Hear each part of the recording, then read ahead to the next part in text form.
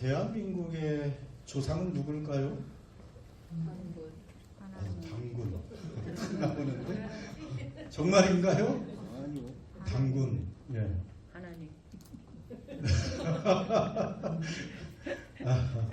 그래 역사적으로 대한민국은 당군은 그럼 어떤 나라의 시조예요? 어느 나라를 만들었어 당군이?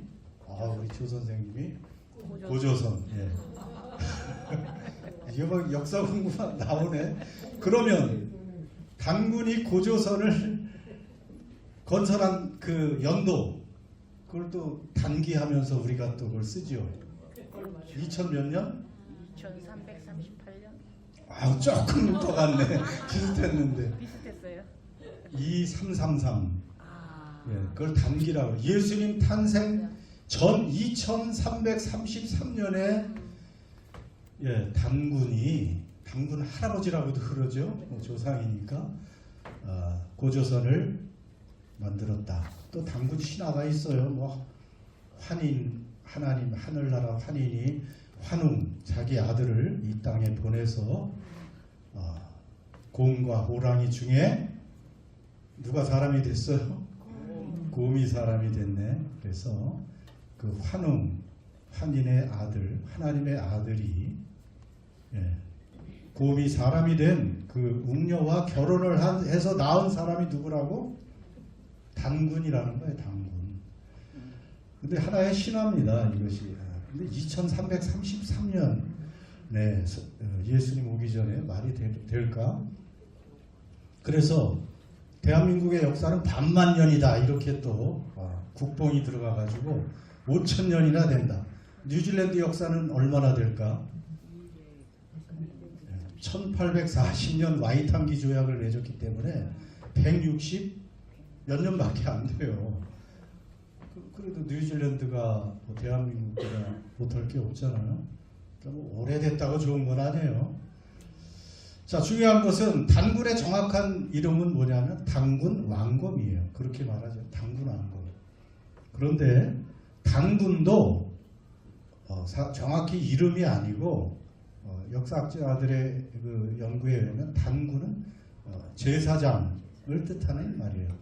그 제단 그거 있잖아요. 단에서 나온 거고 왕검도 고대 뭐 일본어하고 이렇게 뭐 맞춰가지고 왕과 정치적 지도자 이런 뜻이 있어서 당군 왕검은 왕이고 제사장이다 이런 그런 칭호지 정확한 이름은 아닙니다. 오늘 쓸데없는 역사 공부를 한 것일까요?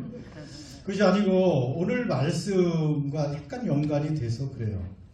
드디어 우리는 오늘 멜기세덱에 대해서 공부를 합니다.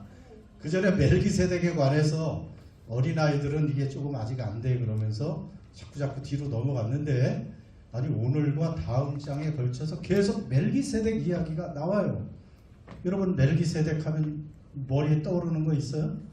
그러니까 멜기세덱은 어린아이는 몰라. 그러나 영적 성숙한 사람은 멜기세덱 정도는 알아야 된다는 거예요. 우리 은혜나눔교 성도들은 멜기세덱을 마스터하기를 바랍니다. 그냥 멜기세덱만 알면 돼. 우리 저 한국 노인들은 세덱은 다 알죠. 세덱. 같이 시집 온 여인을 다 세덱이라고 해가지고 세덱이 아니고 이건 세덱. 세덱인데 앞에 멜기만 붙으면 돼요. 멜기세덱. 자, 멜기세덱에 관해서 우리는 알아야 되고요. 우유보다는 고기가 맛있잖아요. 그러니까 단단한 음식, 이 멜기세덱에 대해서 여러분이 알면 여기에 또 참 은혜가 심오합니다. 이 멜기세덱은 성경에 3번 딱 이렇게 등장해요. 처음에는 창세기, 아브라함 시대 한 번. 이 유명한 사람이 중요한 사람이 창세기 BC 2000년 정도가 되는 이때 한번 등장하고 그 다음에 무대 뒤로 사라져.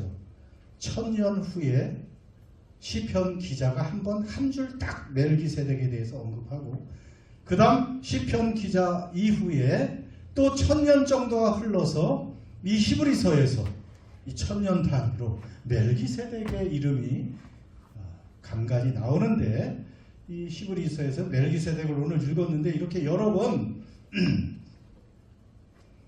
말을 하고 있습니다. 그래서 자, 이 멜기세덱은 사실은 창세기 14장에 나옵니다.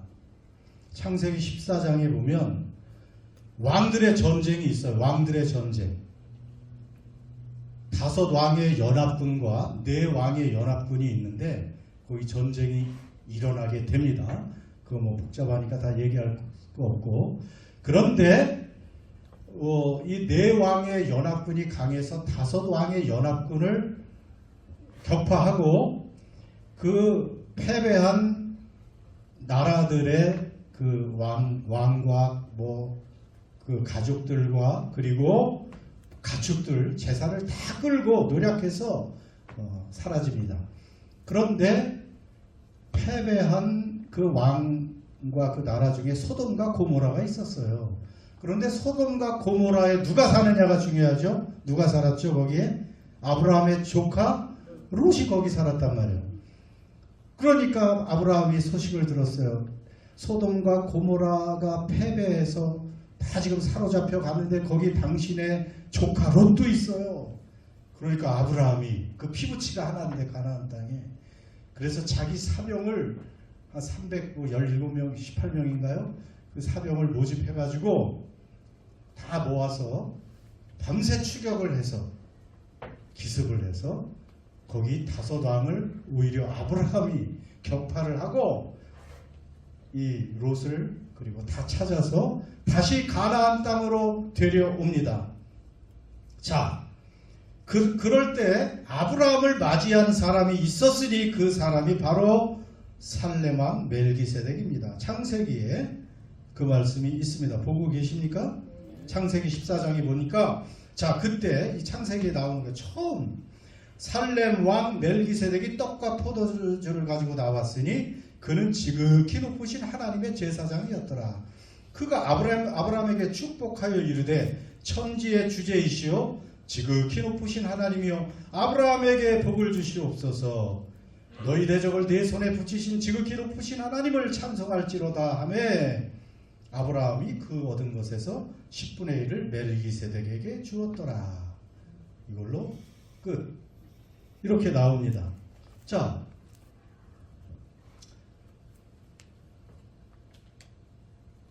그림을 한번 거기 그림이 보이죠?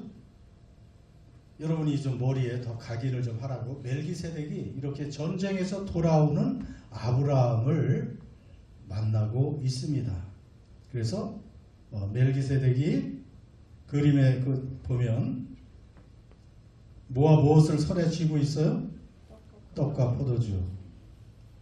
지극히 높으신 하나님의 제사장이니까. 그리고 살렘 왕이고 그러니까 이 아주 왕복을 입고 있습니다. 이것은 뭐 물론 15세기 네덜란드 유명한 화가가 그린 멜기세덱과 아브라함이라는 그림이지만 자, 그리고 아브라함은 무릎을 꿇고 멜기세덱으로부터 이렇게 떡과 포도주를 받고 왜 왜 오른손을 이렇게 올리고 있죠?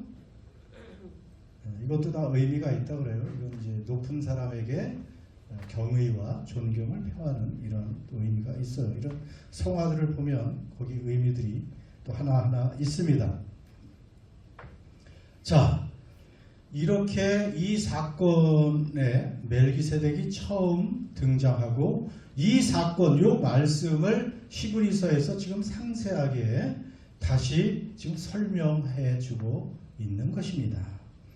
그럼 멜기세덱 이 사람은 도대체 누구인가?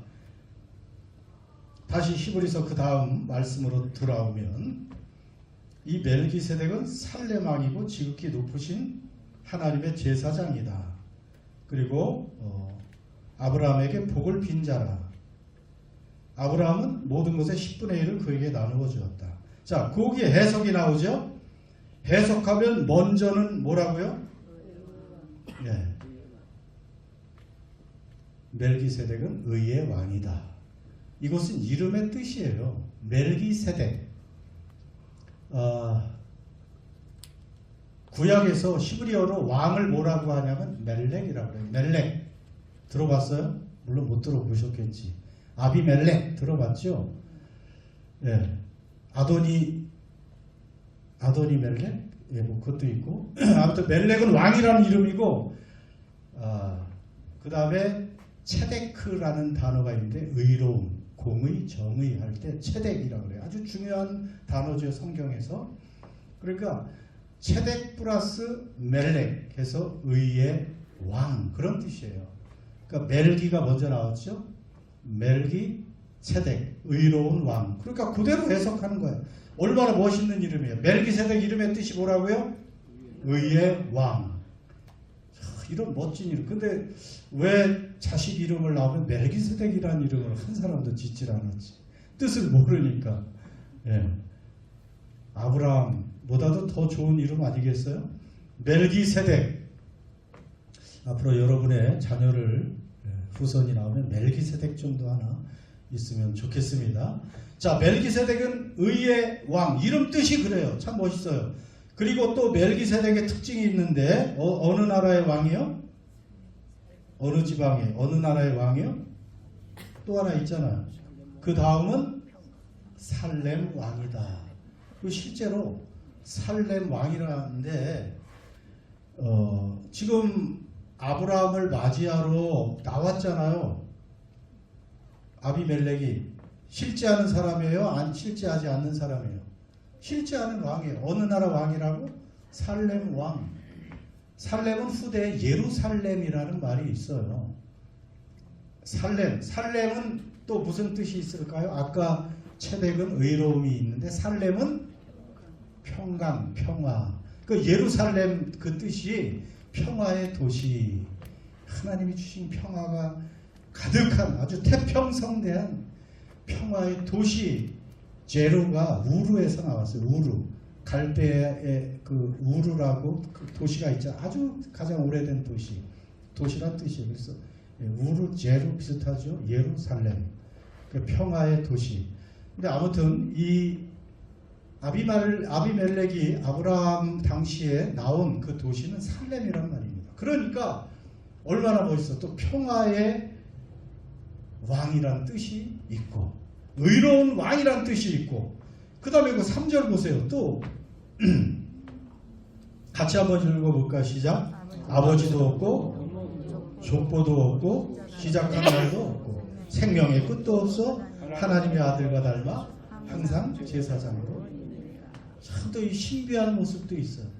아니 분명히 살렘 왕인데 어떻게 아버지도 없고 어머니도 없고 이게 가능할까? 족보도 없어. 그러니까 시작한 날, 탄생한 날도 없고 죽은 날도 없다는 말이에요. 하나님의 아들과 닮아 있다. 항상 제사장으로 있다. 여러분 유대인들은 족보를 너무 중요시 하잖아요. 그냥 누구 이름을 안 쓰고 누구의 아들이라고 늘 말해요. 그럴 정도로 족보를 중요시 하는데 이 아비멜렉은 족보가 없는 또 신비한 구석이 있어요. 그러면서 항상 제사장으로 있다. 자, 이 멜기세덱이 자 이제 중간 시험을 봐야 되겠네.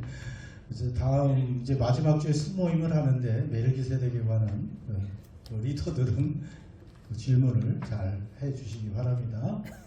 자, 멜기세덱 이름의 뜻이 뭐라고요? 의의 왕. 그 다음에 어느 지방의 왕? 살렘 왕. 그래서 평화의 왕. 그 다음에 3절에 의하면 멜기세덱은 족보도 없고 항상 제사장으로 있다.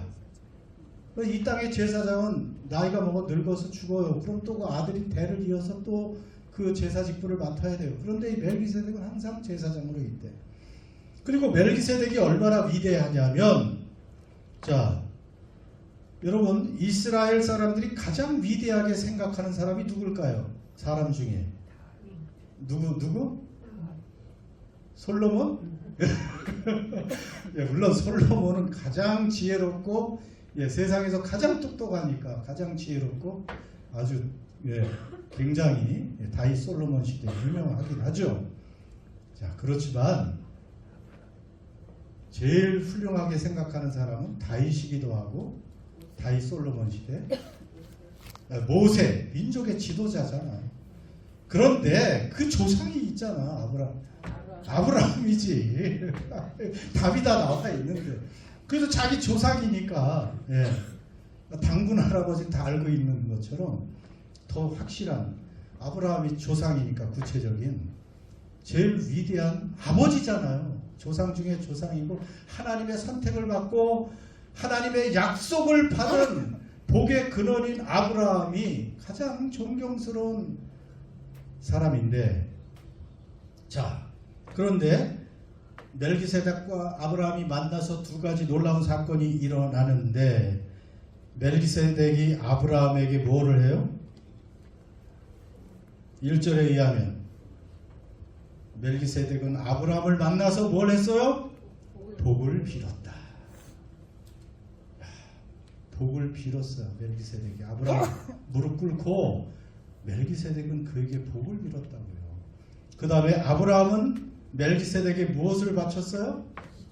10분의 1을 또 바치고 복을 멜기세덱은 주고 아브라함은 10분의 1을 바치고, 자, 그 존경받는 위대한 믿음의 조상이 아브라함 멜기세덱 앞에 무릎 꿇고 복을 받습니다. 그럼 누가 높은 거예요? 아브라함이 높아요? 멜기세덱이 높아요? 당연히 멜기세덱. 그 한 절, 그 다음 7절 같이 읽습니다. 시작.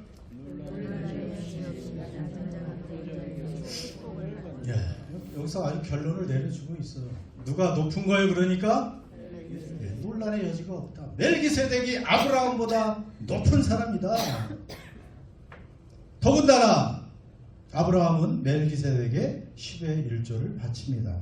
성경에서 처음으로 10의 1조 이야기가 나온 것이 바로 이 14장입니다. 지금 뭐 10의 1조 얘기할 필요는 없고요. 그것은 감사와 그를 맞이러 나오고 축복을 한 멜기세덱의 감사와 존경의 표를, 그 예를 표시한 것이죠. 자, 이렇게 위대한 멜기세덱이면, 아브라함보다도 위대한 멜기세덱, 그 예루살렘 그 지방의 왕이면 계속 그 사람에 관한 어떤 스토리가 이어져야 되는데 이것으로 끝나요. 더 이상 나오지 않습니다. 사라졌어요. 그리고 약 1000년 후 시편의 한 절로 요약이 됩니다. 시편 110편 4절, 이것도 같이 읽겠습니다. 시작. 여호와는 맹세하고 변하지 아니하시리라. 이르시기를 너는 멜기세덱의 서열을 따라 영원한 제사장이라 하셨도다. 1000년 후에 한 절. 누가 맹세하셨어요? 하나님께서 맹세하시고 변하지 않는 맹세를 하시며 말씀하셨는데, 너는 누굴까요? 아니지, 그 멜기세덱의 서열을 따라. 너는 나중에 이 땅에 오실 메시아 예수 그리스도를 예언하는 말씀이에요. 하나님의 아들, 이 땅에 오실 그 아들 예수, 너는 멜기세덱의 서열을 따라 영원한 제사장이라. 자, 이렇게 누가 선포하셨어요? 하나님이.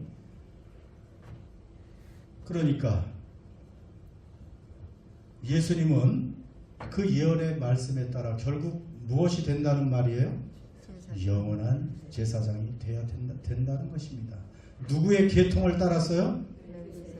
이게 뭐 서열이라고 말하면 조금 말이 좀 그렇잖아요. 멜기세덱의 계통 또는 멜기세덱 라인, 이렇게 말을 해야 더 정확하죠. 그러니까 예수님은 결국은 멜기세덱의 라인을 따라서 이 땅에 오신 영원한 제사장이라는 말이에요. 멜기세덱은 누구를 위해서 존재한 거예요? 왜 등장한 거예요? 예수님을 위해서. 근데 왜 이렇게 시브리 저자가 멜기세덱에 대해서 많은 지면을 할애했을까? 자, 유대인들 중에서 제사장과 대제사장은 어느 지파에서 나오죠? 아유, 이걸 모르면 어떻게 해? 은혜 나누는 교회 성도가 1번 시므온 지파, 2번 유다 지파, 3번 레위 지파. 이거 객관식으로 해야 하네. 빨리 안 나와서 그래. 알고는 있는데. 당연히 아론이 있는, 모세의 형 아론이 있는, 모세도 레위 지파죠. 하나님이 레위 지파를 선택하셨잖아요. 그래서 성소에서 제사일을 관장하는 사람은 오직 누구? 레위 지파. 거기는 다른 지파가 갈 수가 없어요. 다른 사람이 가면 죽습니다.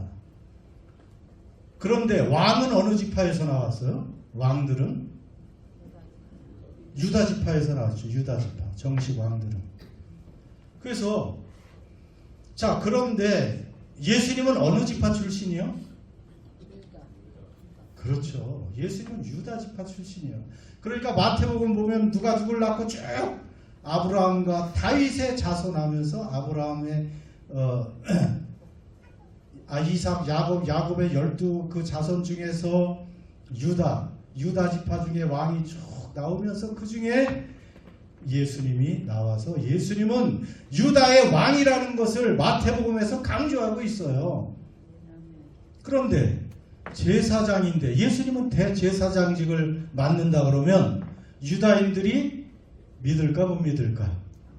못 믿지. 도대체 아무리 강력한 왕도 제사 드릴 수가 없어요. 우시야 왕이 굉장히 강력해지고 하나님의 복을 받아서 강력해지니까 자기가 예물을 하나님께 제사 드리려다가 온몸에 문둥병이 들어가지고 수십 년을 별당에서 그렇게 지낸 불쌍한 사람이 됐잖아요.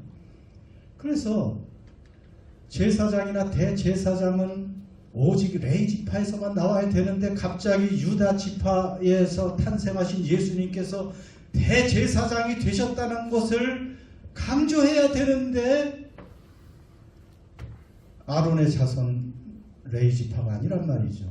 그런데 예수님은 아론과 레위 지파보다 더 우월한 아브라함이 예물을 바치고 축복을 받은 누구의 계통을 이은 대제사장이라고요? 멜기세덱의 계통을 이은 대제사장이다. 그러니까 아브라함이 복을 받을 때 그 레위 지파도 아브라함의 허리에 있어. 아브라함이 한참 후에 태어났으니까. 그러니까 레위 지파도 함께 축복을 받은 거고, 아브라함이 멜기세덱에게 10의 1조를 바칠 때 레위 지파나 아론도 누구에게 11조를 바친 거예요? 멜기세덱에게 11조를 바친 셈이다. 그러니까 비교할 수 없이 높은 멜기세덱, 그는 의의 왕이요 평화의 왕이요 그리고 영원한 제사장, 그 계통을 이어받은 진짜 대제사장이 바로 예수 그리스도시라는 것을 설명해 주고 있습니다. 이해 가십니까? 이게 굉장히 어려운 진리인데 그래서 이 어린아이들은 이해를 못한다고 했는데 여러분은 이제 이해가 좀 가시죠? 그러니까 이 대표성의 참 원리는 중요해요. 예수님께서 다음 시간에도 아주 중요한 이 또 진리가 여기에 참 은혜로운 진리가 숨겨 있는데 오늘은 거기까지는 할 수가 없고요. 하나님 우리를 가장 거룩한 성소 중에서도 더 가장 거룩한 지성소, 하나님의 임재가 계신 그곳을 지성소라고 하는데 진짜 지성소는 하늘의 지성소라고 했잖아요. 하나님이 계시고 통치하시는 그곳까지 우리를 인도하고 인도해 주시고 이끌어 가실 대제사장 예수 그리스도. 우리는 그 안에서 예수님 안에서 이 놀라운 복을 받는 우리의 대제사장이 됐다는 것입니다. 예수님이. 자, 아브라함이 멜기세덱의 아브라함에게 복을 주어서 아브라함은 또 복을 받게 됩니다. 그런데 놀랍게도 저는 그 말씀을 읽다가 창세기에 나오잖아요. 여기 히브리서에 나오지 않는데 아브라함이 멜기세덱을 맞이하면서 무엇을 줬죠? 그림에 보니까 그렇지, 빵과 포도주를 가지고 나왔어. 떡과 포도주를. 빵과 포도주를 가지고, 물론 뭐 그 당시에 뭐 빵이 주식이고, 근데 물도 아니고 포도주를 가지고, 그를 보면 진짜 멜기세덱 예수님도 우리를 축복하러 나오셨을 때 빵과 포도주를 가지고 나오셨구나. 그렇지 않습니까? 멜기세덱은 빵과 포도주를 준비해서 나왔지만 우리 예수님은 빵과 포도주를 가지고 우리를 영원한 성소로 인도해 주셨다는 것 아닙니까? 그러니까 빵과 포도주는 뭐예요? 예수님의 살과 피를 상징하잖아요. 이제 다음 달 정도에 한번 성찬식 말 나온 김에 해야 되는데, 그러니까 우리 대제사장 예수님은 자신의 몸을 제물로 내어주시고, 그리고 우리에게 복을 주셔서, 모든 하나님의 복은 우리가 어디서 받습니까? 예수 안에서 받는 거예요. 예수님이 없다면 하나님과 우리 사이엔 죄가 있어가지고 복을 가로막고 있고, 복은 고사하고 죄 때문에 저주와 흉모를 받아야 되는데, 자, 하나님과 우리 사이에 누가 있어요? 이제 대제사장 예수님이 계셔서 그 죄를 해결해 주시고, 그 죄 대신 자신이 죽고 희생제물이 되어 주시고, 대제사장이 되셔서 예수를 통해서 예수 안에서 하나님의 모든 복을 이제 우리는 누릴 수 있게 된 줄 믿습니다. 그래서 오늘 말씀을 보니까, 자, 이 멜기세덱이 다시 한번 의의 왕이죠, 평강의 왕이죠, 영원한 대제사장입니다. 그러면 우리는 예수님을 통해서 어떤 복을 받을 수 있는가? 이 로마서 14장 7절 한 절이 생각이 났습니다. 같이 읽습니다. 시작. 하나님의 나라는 먹는 것과 마시는 것이 아니요 오직 성령 안에 있는 의와 평강과 희락이라. 우리가 예수님 때문에 하나님의 나라로 들어왔습니다. 우리의 멜기세덱의 방차를 이으신 계통인 우리의 영원한 대제사장, 우리를 위해 존재하는 대제사장을 통해서 우리가 얻을 수 있는 게 뭘까요? 세 가지를 오늘 말하고 있죠. 의와 평강과 희락이라. 그래서 우리 그리스도인들, 하나님 나라에 들어온 사람들은, 하나님의 나라는 무엇이 아니요? 먹는 것과 마시는 것이 아니요 먹고 사는 문제가 아니라는 것입니다. 그럼 우리가 이 땅에서 먹고 사는 문제가 작을까요? 아니요. 작은 건 아니에요. 중요하긴 해요. 그러나 하나님 나라 예수 안에 예수님 대제사장으로 알고 믿고 있는 우리에게는 먹고 사는 문제는 해결됐다는 뜻입니다. 의의 왕이고 평강의 왕, 그 도시, 그 나라에 들어온 우리들은 그 공의로운 통치와 평강의 그 왕의 그 통치 아래서 먹고 사는 문제는 해결됐어요. 그런 건 사실은 어떻게 보면 크게 구할 필요도 없어요. 하나님은 우리가 구할 것을, 필요한 것을 아세요, 모르세요? 아시죠? 그러니까 우리가 구할 것은 뭐라고요?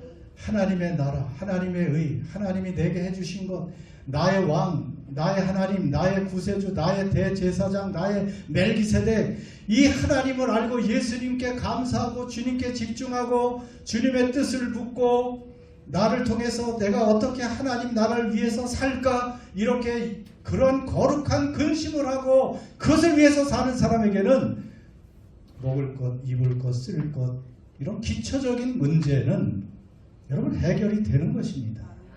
이미 된 것입니다. 하나님 우리를 사랑하시기에 그 자녀된 그 자녀들의 필요를 채워주십니다. 그래서 우리의 관심사와 우리의 문제는 뭐라고요? 의와 평강과 희락이라. 그래서 멜기세덱 의의 왕, 하나님의 나라는 의의 문제입니다. 그러니까 의가 무슨 뜻이에요? 의가, 여러분은 의롭게 됐습니까? 여러분, 의롭게 되었다, 의인이 되었다는 것은 구원받았다는 말과 똑같아요. 그러니까 여러분 의인입니까? 그러면 아멘 해야 됩니다. 이제는 물론 아직도 지금 죄 고백하지 않은 게 있으면 아직 의인이 아닐 수 있지만 예수님 안에서 우리는 의인입니다. 아까 떡과 포도주를 가지고 우리를 맞으시고 예수님의 살과 피로 우리를 맞으신 그분께서 우리의 죄를 다 가져가셨잖아요. 저는 이 의라는 말 두 가지 뜻이 있죠. 의는 오를 의자, 죄가 없는 무죄의 의가 있어요. 그런데 또 의하면 생각나는 게 뭐가 있죠? 무슨 의자가 있죠? 한자. 옷을 뭐라 그래요? 옷 의자가 있죠. 그래서 의의 옷을 입는다라는 말이 있어요. 거룩함으로 입는다. 여러분, 그래서 의의 옷을 입은 사람이 구원받은 사람입니다. 예수님께 나오면 어떤 죄인도, 강도도, 살인자도 의롭게 돼요? 안 돼요? 의롭게 됩니다. 어떤 우상 숭배자도, 어떤 간음자도, 어떤 죄인도 예수님의 피로 다 씻겨지고 깨끗해지고 거룩해집니다. 그래서 제일 중요한 것은 그 거룩해야 누구 앞에 설 수 있는 거예요? 하나님 앞에 설 수 있는 거예요. 하나님 앞에 가야 복을 받죠. 영생의 복도 제일 중요한 여러 가지 그 보호와 구원의 복을 받죠. 죄가 있으면 안 되는데 그 죄를 누가 해결해줘요? 우리의 대제사장 예수님은 정말 깨끗하게 씻겨주셔서 우리를 의롭다고 해주십니다. 그래서 우리는 지금 다 무슨 옷을 입고 있어요? 의의 옷을 입고 있어요. 그 의의 옷을 입어야 하나님 나라에 들어갈 수 있는 것이기 때문에 요한계시록에서는 흰옷이라고 말을 하고 있습니다. 여러분, 지금 여러분은 지금 다 각자 다른 옷을 입고 계시지만 똑같은 옷을 예수 안에 입고 계신데 흰옷을 입고 계십니다. 의의 옷을 입고 계십니다. 옆에 사람 의의 옷이 보입니까? 보여요? 검은 옷 같은데 흰옷 입고 계십니까?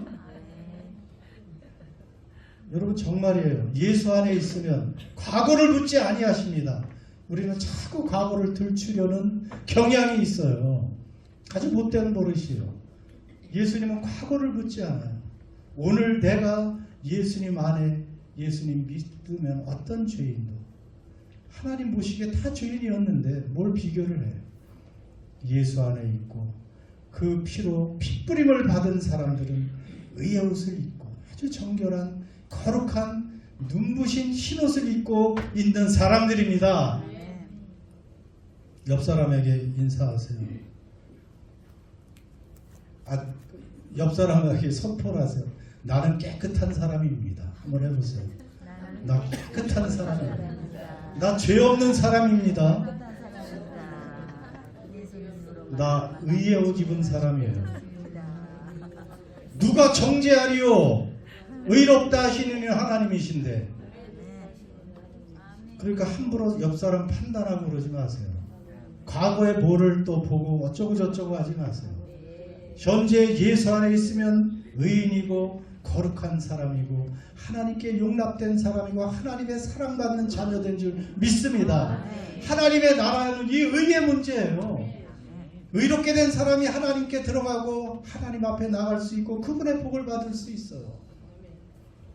그리고 의의 문제이기 때문에 의롭게 되지 못한 사람들이 보여야 돼요. 혼자 열심히 거룩한 채 하면서 뭐 선행을 하면서 나름대로 나는 잘 살고 있다고 하는 사람들, 불쌍한 사람들이에요. 그 누더기 더러운 죄의 옷을 입고 있는데도 불구하고 온갖 얼룩진 죄의 투성이 그 불의한 옷을 입고 있는데 그것을 모르면서 내가 더 의롭다고 하면 스스로 더러워진 자기 의의 옷을 입고 사는 불쌍한 사람들이 또 생각나야 되고, 자 오늘 또 의의 옷을 입은 우리가 의의 옷을 입은 사람답게 행동해야 되지. 쉬고 깨끗한 옷을 입었는데 또 그 옷을 가지고 더러운 지름탕에 들어가면 돼야 한대요. 이 의의 문제가 굉장히 중요한 거예요. 하나님의 나라에 들어온 사람은 이 의의 문제, 이것이 우리의 관심사고 확신 가운데 또 우리는 조심하며 믿음으로 살아가야 되고, 여러분 의롭게 된 사람, 이 확신이 있는 사람은 그 다음에 무엇이 따라와요? 평강이 따라오는 거예요. 그 하나님이 나를 용납하셨구나, 나를 이렇게 눈부신 깨끗한 의인으로 만들어 주셨구나, 나의 죄와 불법을 기억지도 아니하시고 변함없는 사랑으로 나를 영원까지 인도해 주시는구나, 여기에 안도와 평안이 있는 것입니다. 여러분 얼마 전에 공동체 성경 다 읽으셨대요. 여기 보니까 공동체 성경에 나오진 않았구나. 제가 따로 읽는 이사야서에 보니까 여기 제가 쓰지 않았는데, 공의의 열매는 평강이니라, 이 말씀이 딱 있더라고요. 그걸 내가 인용하려고 했다가, 의로움의 열매가 있는데 사람이 의로워지면 거기에 평강이 있어요. 악인에게는 평강이 없도다, 성경에 그렇게 말하고 있어요. 악인, 죄인은 평강이 없어. 아무리 재산이 많고 아무리 친구가 많고 아무리 세상에 인기가 있고 소용없어. 내 죄가 해결되지 않은 사람은 평강이 없어요. 그런데 의인에게는 평강이 있습니다. 평안이 있습니다. 세상이 줄 수도 없는 평안이, 뺏을 수도 없는 평안이. 나는 죽어도 이제 하나님 앞에 언제나 사랑받는 자녀로 용납된 사람인데, 사람이 내게 어찌하리요? 죽음이 내게 어찌하리요? 이 땅의 재앙이 내게 어찌하리요? 암의 선고를 받으면 어찌하리요? 이런 담대함이 있으니까 평안이 거기 생기는 거예요. 그것이 해결되지 않은 사람은 한 발짝 한 발짝이 이 세상이 시레밭 같은 세상에 두려움 아닙니까? 그러나 의로워진 사람, 그 의로움의 그 구원받은 자, 사랑받는 자의 그 혜택을 아는 사람에게는 평강이 있고요. 그 마음에 의로움과 평강이 흐르면 마지막에 또 무엇이 흘러요?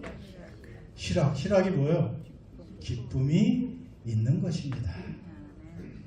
그래서 하나님의 나라는 기쁨의 나라라고 했잖아요. 내가 의로워졌다는 걸 알고 평강이 있으면 기쁨이 넘쳐야 돼요. 기뻐하자고요. 세상의 것과 비교할 수 없는 기쁨이 있어야 돼요. 자, 하나님 나라의 특징이 이거라 그랬죠. 세 가지: 의로움, 평강, 기쁨. 우리는 예수님 대제사장 때문에 어둠과 죄의 나라에서 하나님의 나라로, 예수님의 나라로 옮겨졌으니 우리 안에는 의로운 확신과 평강과 기쁨이 흘러야 될 줄 믿습니다. 내게 그것이 없으면 지금 점검해야 돼요. 의심해야 돼요. 그리고 그것을 극복해야 돼요. 그냥 세상의 환경 때문에 흔들리지 말고, 이것은 세상의 환경과 상관없이 하나님으로부터 오잖아요. 누가 뺏어갈 수 없잖아요. 내 구원과 내 믿음을 빼앗아갈 수 없잖아요. 그러니까 그것을 누려야 됩니다. 그래서 여러분, 오늘은 멜기세덱을 이 정도로, 멜기세덱의 반 정도 한 것입니다. 자, 멜기세덱은 이름 뜻이 무슨 왕이라고요? 그렇지, 멜렉 왕, 체덱 의의 왕. 또 멜기세덱은 도시 이름을 따서 어떤 왕? 살렘 왕, 평화의 왕이다. 그리고 멜기세덱은 죽지 않는 영원한 제사장이다. 이 세 가지 기억하시면 되고요. 그런데 예수님은 레위 지파가 아니고 누구의 지파로 온 거라고? 누구의 반열? 멜기세덱의 라인, 멜기세덱 계통을 따른 대제사장으로 오셨으니 이 땅의 아론과 레위 지파 대제사장보다 훨씬 우월한, 더 능력 있고 효력 있는 영원한 대제사장 자격이 있으시다. 그리고 우리도 그 살렘 왕이고 또 멜기세덱 같은 의의 왕인 예수님을 통해서 의롭게 됐고 평화와 기쁨의 주인공이라는 사실을 기억하시면서 하나님께 감사의 기도를 나의 대제사장 영원한 멜기세덱이 되어주신 주님께 감사하는 기도를 잠깐 우리의 입술로 드릴 수 있기를 바랍니다. 우리 주님 한번 여러분